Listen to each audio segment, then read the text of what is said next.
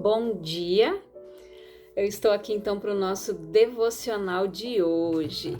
E hoje então nós vamos ler Josué no capítulo 24, versículo 14 e 15, né? Agora, pois, temei ao Senhor e servi-o com sinceridade e com verdade. E deitai fora os deuses aos quais serviram vossos pais da além do rio e no Egito, e servi ao Senhor. Porém, se vos parece mal aos vossos olhos servir ao Senhor, escolhei hoje a quem servais. Se os deuses a quem serviram vossos pais, que estavam da além do rio, ou os deuses dos amorreus em cuja terra habitais, porém eu e minha casa serviremos ao Senhor. Então, olha o que Josué fala aqui. Então respondeu o povo e disse: nunca nos aconteça que deixemos o Senhor para servirmos a outros deuses. Eles fizeram uma escolha. Porque o Senhor é o nosso Deus. Ele é o que nos fez subir a nós e a nossos pais da terra do Egito. E o que tem feito esses grandes sinais aos nossos olhos, e nos guardou por todo o caminho que andamos, e entre todos os povos pelo meio dos quais passamos. E o Senhor expeliu de diante de nós a todas estas gentes. Até o amorreu, morador da terra, também nós serviremos ao Senhor, porquanto é nosso Deus. Então Josué disse ao povo: não podereis servir ao Senhor, porquanto é Deus santo, é Deus zeloso, é Deus zeloso que não perdoará a vossa transgressão e nem os vossos pecados, se deixardes o Senhor e servirdes a deuses estranhos. Então se tornará e vos fará mal e vos consumirá depois de fazer o bem. Então disse Josué ao povo: não antes ao Senhor serviremos. E Josué disse ao povo: sois testemunhas contra vós mesmos, de que vós escolhestes o Senhor para o servir, e disseram: somos testemunhas. Agora, pois, deitai fora os deuses estranhos que há no meio de vós, e inclinai o vosso coração ao Senhor, Deus de Israel. E disse o povo a Josué: serviremos ao Senhor nosso Deus e obedeceremos à sua voz. Assim fez Josué concerto naquele dia com o povo e lhe o pôs por estatuto e direito em Siquém. Então olha o que aconteceu aqui. Josué, ele tomou uma posição, ele se posicionou, porque o povo, naquela época, como eles estavam escravizados ali, trabalhando no Egito, debaixo de um jugo de servidão, o Egito, a gente sabe que eles têm muitos deuses. Tanto que quando Deus conseguiu tirar o povo de lá, antes Deus teve que lançar as pragas, né? As 10 pragas. Por quê? Cada praga foi de encontro a cada deus que os egípcios serviam. E Deus mostrou para os egípcios que aqueles deuses não faziam nada, que o grande e poderoso era ele, o grande eu sou. Então, a última praga foi aquela que Deus feriu todos os primogênitos do Egito, né? Todos os primogênitos morreram. Aí foi quando o faraó fez com que o povo saísse. Então aqui, Josué, ele teve que tomar uma posição. Ele perguntou para o povo: o que vocês querem? Vocês vão continuar servindo os deuses aí que os pais de vocês serviram, os antepassados serviram, ou vocês vão seguir a Deus? Eu não sei vocês, mas eu e a minha casa serviremos ao Senhor. E isso muitas vezes é o que nos falta, o posicionamento. Nós precisamos nos posicionar, tomar a decisão, as rédeas da situação e termos essa decisão também. Ou nós vamos servir a Deus ou nós não vamos. Porque a palavra é bem clara, nós não poderemos servir a dois senhores. Ou você agrada a um ou você desagrada ao outro. Ou você vai servir a Deus ou você vai servir ao diabo. né? Os ídolos, as imagens de escultura, a opção é sua, a escolha é sua. Só que quando Josué fez com que o povo ali, né, fez um concerto, ele não obrigou ninguém, ele só falou, não sei vocês, mas eu e a minha casa serviremos ao Senhor. Então, na nossa vida, em várias situações, nós precisamos nos posicionar como homens, como mulheres de Deus, como pai, como mãe, como filhos, como servos de Deus. Nós precisamos nos posicionar para que nós não venhamos nos tornar capachos do diabo. Porque se nós ficarmos em cima do muro, Satanás pinta e borda. Nós precisamos ser decididos como Josué. Muitas pessoas não recebem as coisas porque são inconstantes. Aquela pessoa que hoje ela tá cheia de fé, amanhã ela já desabou. Hoje ela profetiza algo, amanhã ela já retrocedeu. A palavra fala que essa pessoa ela é inconstante. Não espere tal homem receber algo de Deus, porque não vai receber. O inconstante não vai receber nada nunca. É aquela pessoa que nunca sai do lugar. Se você olhar, ela está sempre do mesmo jeito. Ela não muda, a vida dela não muda, as coisas ao redor dela não mudam. Por quê? Porque ela não se posiciona. No momento em que nós nos posicionamos aqui, no mundo espiritual, tudo se move também ao nosso favor. É assim que as coisas funcionam. Aqui nós estamos no mundo natural, mas tem um mundo sobrenatural. Então lá tudo começa a se mover. Quando Daniel se posicionou, quando ele tomou aquela decisão de lá na Babilônia não se contaminar com os manjares do rei, Deus fez com que ele achasse graça aos olhos do eunuco, do rei que cuidava, né, dos nobres que haviam sido levados cativos, que foram separados para trabalhar, né, para o reino, porque eles sabiam contar, eles sabiam ler, eles sabiam escrever. Então essas pessoas Nabucodonosor queria usar ali na Babilônia como se fossem contadores, né? Então eles foram administradores depois, futuramente, né? Governadores. Então, administraram províncias da Babilônia pela sua capacitação. Mas Daniel, ele precisou se posicionar.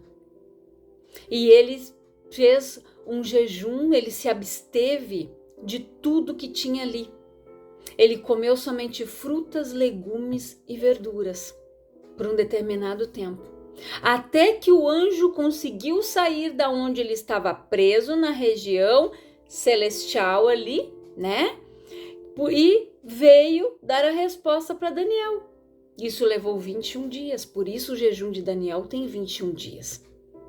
Mas o anjo, quando chegou para o Daniel, ele disse: Daniel, varão valoroso, desde o primeiro dia que você orou, o Senhor ouviu a tua oração e me enviou. Mas eu fiquei preso, ou seja, uma potestade que tinha a legalidade sobre a família de Daniel, não queria perder isso, segurou o anjo ali. O arcanjo Miguel teve que vir lutar ali, soltar o anjo para que ele fosse até Daniel. O mundo espiritual é assim. Por isso que a palavra diz que a nossa luta não é contra a carne e o sangue, mas contra hostes e principados da maldade em lugares celestiais. Você deve estar convicto disso. A nossa luta, gente, não é contra pessoas. A nossa luta ela é espiritual. Sempre, todos os dias. O diabo, as trevas vão usar pessoas para nos aborrecer, para nos dar uma palavra errada, para olhar para a gente torto, lançar desconfianças, lançar fofocas. O diabo trabalha assim. Mas nós devemos entender, nós que somos espirituais e não carnais, nós devemos entender isso, de que a nossa luta não é contra aquela pessoa, mas contra o mal que está agindo na vida dela. Orar para que ela seja livre disso e ter esse discernimento, de não ficar de mal com a pessoa, de não ficar magoada com a pessoa, porque ela está sendo usada inconscientemente pelo mal. Quando ela não tem esse entendimento, elas são usadas pelo mal. E aqui, assim como Daniel, Josué aqui também se posicionou. Ou vocês vão servir a Deus ou vocês não vão, o problema é de vocês, mas eu e a minha casa vamos servir ao Senhor. Assim como Josué, quando ele foi espiar a terra prometida, ele e o Caleb foram os únicos que voltaram de lá e deram um relatório, viram tudo que tinha lá. E o povo só olhou para a dificuldade. Os outros 10 espias, que eram os 12 que foram olhar, 10 chegaram ali e jogaram aquele balde de água fria em cima do povo. Tem gigante, tem isso, tem aquilo. E os 2 disseram, não, vamos e subamos, o Senhor é conosco, com certeza Ele vai nos dar. Se Deus havia mandado eles irem olhar a terra que ia ser deles. Eles voltaram de lá e só olharam para os gigantes que estavam lá, olharam para os problemas. Enquanto Josué e o Caleb, eles viram o melhor que tinha lá. Eram cachos de uva que 2 homens tinham que carregar. Gente, era a terra que manava leite e mel, ou seja, que tinha o melhor. Deus estava dando o melhor para eles e eles foram lá e só olharam para os gigantes que estavam lá, olharam para isso, olharam para aquilo, mas não olharam para a bênção. Quando você tira os olhos de Deus, quando você desvia os teus olhos da palavra, você só enxerga a dificuldade. Você não vê a solução. Você só vê o problema. Então você precisa se posicionar espiritualmente. Quem você quer servir? A Deus? Ou você quer continuar se prostrando diante dos deuses estranhos? A escolha é tua. E as consequências também. Não se esqueça que nós colhemos as consequências das nossas escolhas erradas e a nossa família junto. Por isso você deve levar o reino de Deus para dentro da tua casa. Ter um momento em que você vai sentar com a tua família, desligar os celulares, desligar a televisão, pegar a tua Bíblia, ler uma palavra, debaterem sobre ela. O que você entendeu disso? Se o filho e a filha já sabem ler, hoje você vai ler a palavra, amanhã é você. Você vai estudar, vai trazer uma palavra para nós hoje. Leve o reino para dentro da tua casa. Ensine os teus filhos, ensine os teus netos, ensine o teu esposo, a tua esposa a buscar em Deus a direção e a solução para tudo. Assim como Daniel se posicionou na Babilônia, aonde eles estavam cativos. E lá Deus o abençoou, porque ele não se prostrou diante de deuses e nem diante do rei. E ele decidiu não se contaminar com os manjares do rei. Assim como Sadraque, Mesaque e Abednego, que preferiram ser lançados dentro de uma fornalha de fogo, ao se prostrarem diante de uma imagem que Nabucodonosor tinha feito. E Deus os livrou. E Nabucodonosor viu quem era o Deus de Israel, quem era o Deus do povo, que estava ali, que tinha saído do Egito. Nabucodonosor exaltou a Deus, engrandeceu a Deus e o colocou acima de todos aqueles deuses que eles serviam lá na Babilônia. Então imagine, quem sabe não é isso que está faltando para você. Se posicionar e fazer do Senhor o Senhor da tua casa, o Senhor da tua vida. Colocar o Senhor como centro de tudo. É isso que te falta. Então faça como Josué, como Daniel, que foram homens que se posicionaram e Deus os abençoou e abençoou a sua casa. Quando você se posiciona espiritualmente, a palavra diz que Deus, Ele envia os seus anjos, Ele dá ordem aos seus anjos a nosso respeito para nos guardar e nos livrar aonde quer que nós andarmos. Quando nós estamos longe de Deus, afastados por algum motivo, pecado, ídolos, idolatria, transgressões, nós não temos autoridade nenhuma sobre o mal. Perdemos ela. Jesus disse: eis que vos dou o poder e a autoridade em meu nome. Vocês vão expulsar demônios, vocês vão curar os enfermos, e se beberem alguma coisa mortífera não vos causará dano algum. Mas para isso você precisa estar posicionado. Você precisa estar na presença de Deus, em santidade, em retidão, posicionado, pronto para a guerra, porque nós fomos chamados para guerrear. Combati o bom combate, percorri a carreira e guardei a fé. Foi o que Paulo disse. E é assim que nós devemos prosseguir para o alvo, a nossa salvação, que está em Jesus. Então reflita nesta palavra, reflita nela. Hoje é terça-feira, semana, está no começo. Então reflita nas tuas atitudes. Quem você tem servido? Em quem você tem crido? Diante de quem você tem colocado os teus problemas? Para quem você tem colocado as tuas aflições? Você tem aberto o teu coração? Para Deus, para Jesus ou para as imagens, para os ídolos? Um dia eu também fiz isso. Só que o dia que eu tive o conhecimento da verdade, nunca mais eu fiz isso. E eu aprendi que para mim chegar a Deus só tem um mediador, Jesus. Então tome esta decisão na tua vida. Entregue a tua vida para Jesus. Faça dele Senhor da tua vida, Senhor da tua casa. E você vai ver Deus trabalhar. Você vai ver Deus mover o impossível por você.